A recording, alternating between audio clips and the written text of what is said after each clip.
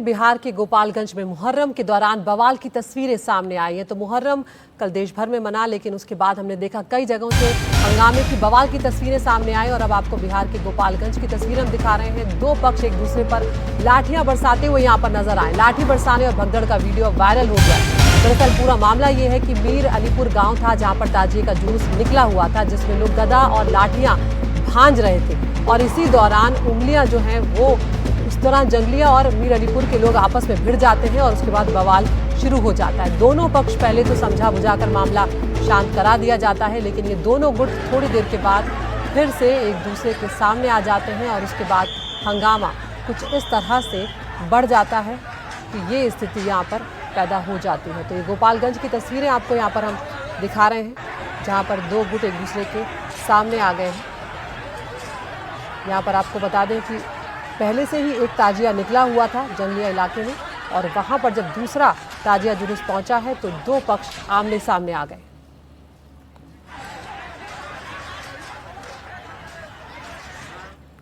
तो अब आपको यहाँ पर कटिहार की तस्वीरें भी हम दिखाने जा रहे हैं। कटिहार में मुहर्रम के दिन क्या कुछ हुआ है। तो कटिहार में मुहर्रम के जुलूस के दौरान जमकर हंगामा देखने को मिला। सांप्रदायिक तनाव के बाद शहर का माहौल अभी भी तनावपूर्ण बना हुआ है। पूर्णिया के सांसद राजीव रंजन उर्फ पप्पू यादव वो कटिहार पहुंचे और मामले का उन्होंने जायजा भी लिया।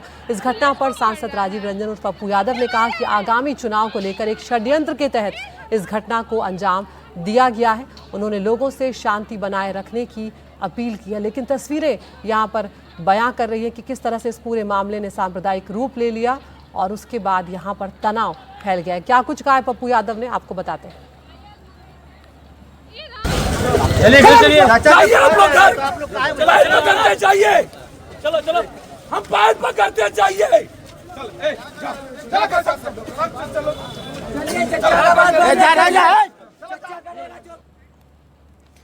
और हमारे सहयोगी प्रभाकर कुमार पटना से हमारे साथ लाइव जुड़ गए हैं। प्रभाकर, यहाँ पर चाहे गोपालगंज का मामला हो चाहे कटिहार का मामला हो, दोनों में अलग अलग तरीके से ही सही लेकिन हंगामा हुआ है। क्या किस तरह की व्यवस्था वहां पर थी, क्योंकि कटिहार में तो यहाँ पर सांप्रदायिक माहौल बिगड़ गया और अभी भी तनाव बना हुआ है। इस वक्त क्या अपडेट है?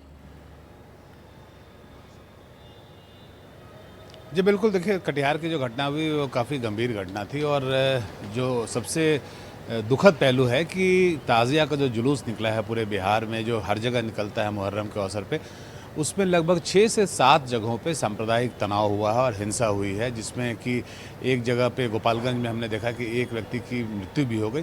गोपालगंज में जो दूसरी घटना हुई है, गोपालगंज में 2 घटनाएं हुई है, दूसरी जो घटना हुई है उसमें 2 आपस में गुट जो हैं वो भिड़ गए और दोनों जो है वो ताज़िया जुलूस लेके ही निकले थे और आगे निकलने के क्रम में दोनों में आपस में भिड़ंत हो गई।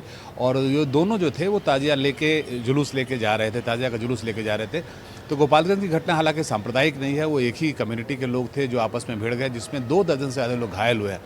जहाँ तक कटिहार की बात है, कटिहार में सांप्रदायिक तनाव हो गया था, लगभग 30 के आसपास लोग घायल हुए थे, पुलिस बल पर भी हमला किया गया था और उसके बाद जो है अभी स्थिति नियंत्रण में है। कल हमने देखा कैसे पप्पू यादव भी मैदान में उतरे हुए थे, हालांकि उन्होंने सिचुएशन को काफ़ी हद तक संभाला, प्रशासन की मदद की उस पूरे तनाव को कम करने में। और दोनों पक्ष के लोग जो थे उन्हें अपने अपने घरों के अंदर उन्होंने जाने को मजबूर किया, क्योंकि वहाँ के एक मजबूत नेता माने जाते हैं। पूर्णिया और कटिहार इलाका जो है पप्पू यादव का इलाका है, वहाँ के सांसद भी हैं वो, तो उन्होंने आके मैदान में उतर के ये किया। उसके अलावे आप अगर देखेंगे तो मोतिहारी में घटनाएं हुई हैं, मुजफ्फरपुर में घटना हुई है, सीतामढ़ी में हुआ है, दरभंगा में हुआ है। तो कुल मिला के लगभग 5 से 7 जगहों पे सांप्रदायिक हिंसा की घटना हुई है और प्रशासन के लिए बड़ी चुनौती है।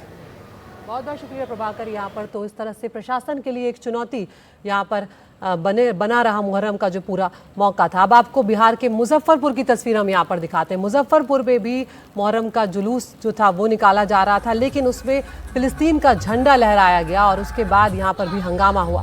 जुलूस में कुछ लोगों ने फिलिस्तीन का झंडा लहराया, कुछ युवकों ने नकली हथियार भी यहाँ पर लहराए हैं। तस्वीरें आपको दिखा रहे हैं, फिलिस्तीन का झंडा भी लहराया गया है, नकली हथियार भी युवक लहराते हुए नजर आ रहे हैं। और उसके बाद हंगामा भी यहाँ पर हुआ। हालांकि अब पुलिस पूरे मामले की जांच कर रही है कि फिलिस्तीन का झंडा उठाने वाले लोग आखिर कौन थे और क्या वजह है।